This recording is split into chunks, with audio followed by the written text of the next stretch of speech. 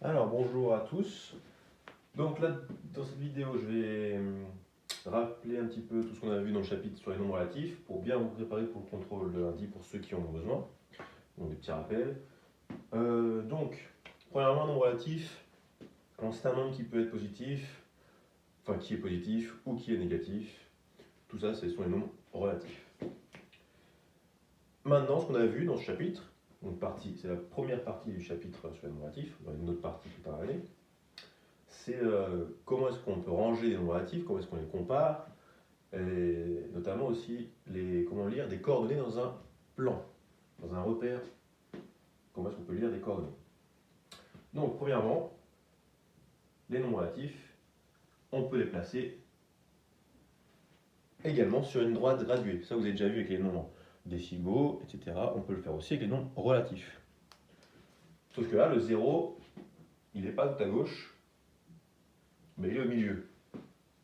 Et on a des nombres négatifs à gauche, et on a des nombres négatifs à droite. Et ils avancent de la même manière, c'est-à-dire si là, pour une case, j'avance de 1, dans l'autre, je recule de 1. Si j'avance encore de 1, de l'autre, je recule de 1. Donc, dans ce sens-là, c'est moins 1, moins 2, moins 3, etc. Dans ce sens-là, c'est 1, 2, 3, etc. Et forcément, les nombres les plus grands, ils sont par là. Les nombres les plus petits, ils sont par là. Là, on va du plus petit, là, on va vers le plus grand, etc., etc. Et donc, si je mets des points ici, par exemple, là, voilà, ici, je mets le point A, ici, je mets le point B, puis là, je mets le point C. Question, on vous demande quelles sont les abscisses des points A, B et C. Eh bien, ça se note déjà comme ça, le point A pour abscisse, donc là, il n'y a pas de signe égal qui n'intervient, nulle part. Le point A, j'ouvre une parenthèse et je mets la valeur de son abscisse. Donc là, le point A, c'est 3. Le point B, son abscisse, bah là, elle est comprise entre moins 1, on voit moins 1, pile au milieu, entre moins 1 et moins 2. Donc, qu'est-ce qu'il y a entre moins 1 et moins 2? On a moins 1,5. C'est comme si c'était entre 1 et 2. Entre 1 et 2, pile au milieu, j'ai 1,5. Sauf que là, il y a un moins, donc c'est moins 1,5. Et le point C, bah, il a pour abscisse moins 3. Moins 3. Voilà comment on lit des abscisses sur une droite graduée, que ce soit des nombres positifs ou négatifs. Et ensuite, on peut vous demander également de placer des points. Par exemple, placer le point D d'abscisse 0,5. Placer le point E d'abscisse moins 0,5. Voilà. Donc le point D, 0,5, c'est entre 0 et 1, donc il est là. Le point E, moins 0,5, donc il n'est pas entre 0 et 1, mais entre 0 et moins 1. Donc il est là. Voilà, là c'est des exemples simples pour lire des abscisses, pour placer des abscisses sur une droite graduée. Bien sûr, peut-être que au contrôle, ce ne sera pas entre 0 et 1. Enfin, ce ne sera pas 0, 1, 2, 3. Peut-être que ce sera 0, puis 1, puis peut-être qu'entre 0 et 1, il y aura, je sais pas, d'autres graduations pour faire des nombres décimaux. Voilà, par exemple. Donc ça, c'est un rappel sur les abscisses des nombres relatifs. Donc, voilà. Ensuite, on a vu comment comparer des nombres relatifs. Déjà, vous savez, on peut comparer deux nombres positifs. 3 et 5. Lequel est le plus grand? C'est 5. On peut comparer deux nombres négatifs. Ou même, on peut comparer un nombre négatif et un nombre positif. Lequel est le plus grand? C'est forcément le nombre positif. Il est toujours plus grand que le nombre négatif. Toujours. Donc là, ces deux-là, c'est des cas simples. Quand je compare deux nombres positifs, vous avez l'habitude. Vous savez lequel est le plus grand. Quand vous comparez un nombre positif à un nombre négatif, c'est encore plus simple. Le plus grand, c'est forcément le nombre positif. Et quand je compare, par exemple, deux nombres négatifs, là, c'est différent. Deux nombres négatifs, le plus grand, c'est celui qui est le plus proche de 0. Vous voyez que sur la droite garée tout à l'heure, le moins 3 et le 0 par là, le moins 1, moins 2, moins 3. Donc après, il y a le moins 4, moins 5, moins 6, moins 7. Lequel est le plus grand entre moins 7 et moins 3? Et bien, si je devais placer du coup ces nombres Vous pouvez le faire d'ailleurs si jamais vous n'arrivez pas à comparer les deux, vous avez un doute. Vous faites au brouillon une droite, vous mettez 0, puis après vous partez moins 1, moins 2, moins 3, moins 4, moins 5, etc. Le moins 3, il est là. Le moins 7, il va être plutôt par là, après le moins 5. Il y aura moins 6, moins 7. Le plus grand, c'est celui qui est le plus à droite, entre moins 3 et moins 7. Le plus à droite, c'est moins 3. Donc moins 3 est plus grand. Vous pouvez raisonner comme ça. Voilà, c'est une manière de raisonner. Donc voilà comment est-ce qu'on compare deux nombres relatifs. Quand c'est positif, c'est simple. Quand c'est deux signes différents, c'est-à-dire un négatif, un positif, c'est encore plus simple. Le positif est toujours le plus grand. Et quand c'est deux négatifs, le plus proche de 0. C'est-à-dire la distance à 0 la plus petite. C'est-à-dire je compare le 7 et le 3. 3 est plus petit. Donc moins 3 est plus grand. C'est-à-dire que j'essaie de réfléchir différemment. Donc voilà.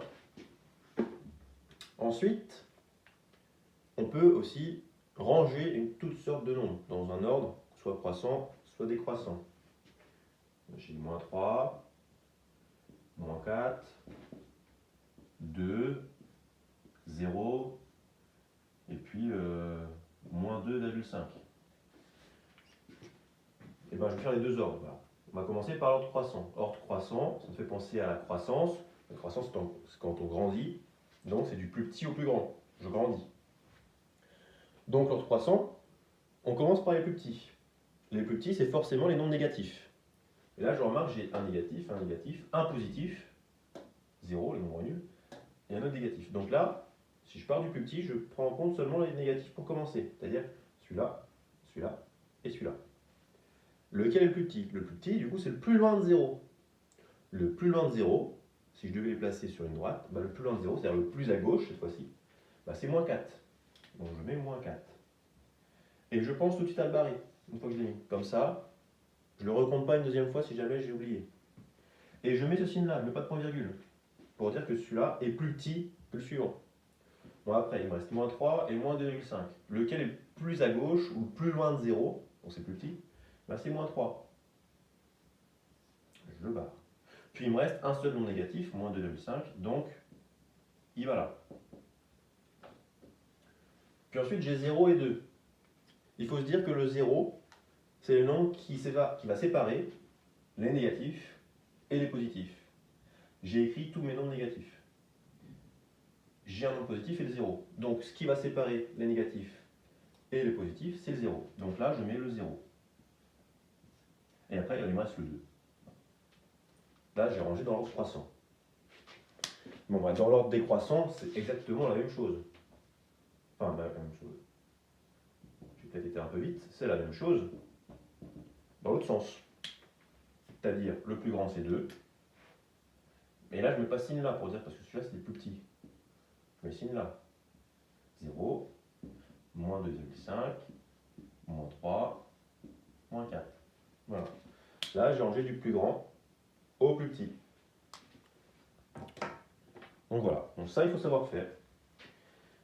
Et dernière chose aussi à savoir faire, pour le contrôle, eh bien, c'est lire des coordonnées dans un repère. Donc je vais tracer un repère. Un repère, c'est deux axes perpendiculaires, avec au milieu le croisement des deux axes perpendiculaires, l'origine, qu'on appelle 0. Enfin, le 0 qu'on appelle plutôt origine, qui peut s'appeler aussi, qui peut s'écrire le point O. Deux axes, comme ça. Celui-là, on l'appelle l'axe des abscisses, ou encore l'axe des X. Et celui-là, ordonné. Ou encore l'axe des Y. Et puis ensuite, il y a pareil comme une droite, sauf que c'est comme si on avait une droite graduée horizontale et puis une autre verticale. Là, j'ai 1, 2, 3, 4. Dans l'autre sens, pareil, moins 1, moins 2, moins 3, moins 4. Et pareil dans l'autre sens, comme ça, verticalement. 1, 2, 3, etc. Moins 1, moins 2, moins 3, etc. Bon, pour lire des coordonnées, si je mets un point A ici, un point B ici, un point C là, un point D ici, et puis un point E ici. Voilà, j'ai 5 points. Question, donner les coordonnées de ces 5 points. Et bien c'est un peu comme les droites graduées. Coordonnées du point A, j'écris le point A. Je ne mets pas de signe égal, j'ouvre une parenthèse, comme pour les abscisses avec les droites graduées. Sauf que là, il y a deux valeurs qui vont être prises en compte. Première valeur qui doit être prise en compte, la première, tout le temps la première, c'est celle des abscisses. Bon bah je pars du mon point A, et je descends, ou je monte, ça dépend. Si c'était le point C, j'aurais monté. Donc je descends jusqu'à là les abscisses. 3. Donc je mets en premier 3. Et là, je mets un point virgule, pas une virgule, un point virgule. Les virgules, c'est pour les nombres décimaux. Les points virgules, c'est pour séparer l'abscisse et l'ordonnée. Bon bah là, je lis l'ordonnée. Voilà, l'ordonnée, bon, là, c'est à peu près entre 1 et 2, on va mettre 1,5. Voilà. Là, ce sont les coordonnées du point A. 3 en abscisse, 1,5 en ordonnée. Et ça se note comme ça, et pas autrement. Il faut bien retenir ça. Comme ça, pas autrement. On va faire le point B. Le point B, son abscisse, moins 1. Son ordonnée, 2. Donc B, parenthèse, moins 1, point virgule, 2. Ensuite, j'ai le point C. Point C, son abscisse, c'est 3. Son ordonnée, c'est moins 2. Donc les coordonnées du point C, c'est 3, point virgule, moins 2. D'abord l'abscisse, ensuite l'ordonnée. Ensuite, j'ai le point D, qui est là. Donc là, le point D est un peu différent. Comme le point E, ils sont sur un axe. D'abord, je lis l'abscisse. Le point D, ici, il est sur mon axe d'abscisse. Donc son abscisse, elle vaut, ici, là où il est, donc elle vaut moins 2. En parenthèse, et je mets moins 2 en abscisse. Il est sur le point moins 2, sur l'axe d'abscisse. Par contre, en ordonnée, eh ben, je regarde, ça fait 0. C'est-à-dire l'axe qui est là, le point D, il est en face du 0. Donc 0 en ordonnée. Et pour le point E, ben, c'est presque pareil, mais différent, on va dire. Voilà. Il est sur un axe. D'abord les abscisses. L'axe d'abscisse, il est là. Qu'est-ce qu'il y a en face du point E? Le 0. Donc je mets 0 en abscisse. Puis ensuite, l'axe des ordonnées. L'ordonnée, c'est là. Le point E, il est à moins 3 en ordonnée. Donc je mets moins 3 dans les ordonnées. Voilà. Donc voilà comment est-ce qu'on lit des coordonnées dans un repère. Puis ensuite, on peut placer des points, pareillement, dans un repère. Si je vous mets F, moins 1, point virgule, 2, où est-ce que je vais placer le point F?